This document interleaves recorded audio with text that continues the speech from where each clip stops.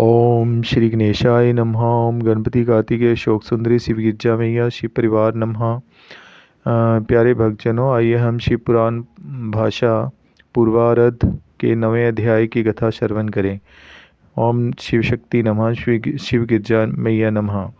ब्रह्मा जी ने कहा कि सदा शिवजी जी की आज्ञा पाकर विष्णु जी भी गुप्त हो गए और सब लोग को ब्रह्मांड से अलग कर दिया। हमने भी सदा शिवजी की आज्ञानुकूल जीवों को उत्पन्न करने की इच्छा की। सदा शिवजी जी की कृपा से शक्ति को पाकर स्वच्छ ब्रह्मांड अर्थात उत्तमोत्तम सृष्टि को देखा। अब हम जीवों की उत्पत्ति का वर्णन करते हैं, जैसे कि वे प्रकृति और पुरुष से उत्पन्न होते हैं। अर्थात जब सदा शिवजी और प्रकृति ने चाहा तो उनकी इच्छा करके मति अर्थात बुद्धि उपजी। उसको सूत्र और महतत्व करके भी वर्णन किया है। फिर उससे अहंकार से तीनों गुण सतोगुण, रजोगुण और तमोगुण उत्पन्न हुए। इन्हीं तीनों गुणों से धरती और आकाश हुए। धरती से गंधादि हुए और महाभूत से सर्वजीव। एक अंडा 7 दलों का प्रकट हुआ। इस प्रकार क्रम से देवता और मनुष्य आदि हुए। फिर हमने सदा शिवजी जी के चरणों का ध्यान करके सबसे पहले सनक, सनातन, सनंदन, रघु, सनत कुमार 5 मनुष्यों को उत्पन्न किया।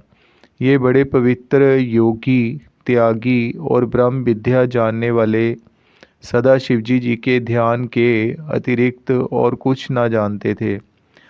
हमसे कहा कि हम सृष्टि उत्पन्न ना करेंगे। मैंने अवज्ञा करने के कारण क्रोध किया, परंतु विष्णु जी के समझाने से क्रोध शांत हो गया। फिर मैं अति परिश्रम से अधिक समय तक तप करता रहा। फल ना मिलने के कारण आश्चर्यवान हुआ और सदा शिवजी जी की माया से ऐसा डरा कि नेत्रों से अश्रु की बूंदें टपकी।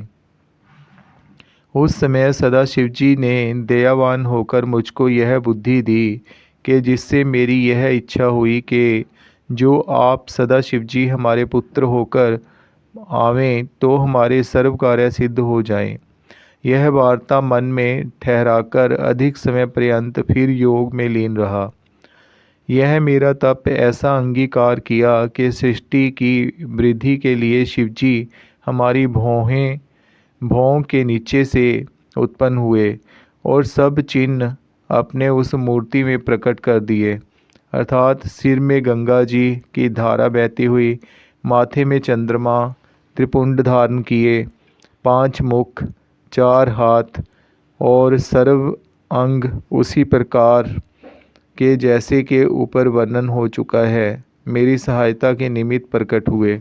बोलिए शिव शंकर भगवान जी की जय, शिव गिरजा मैया की जय, शिव गौरी मैया की जय।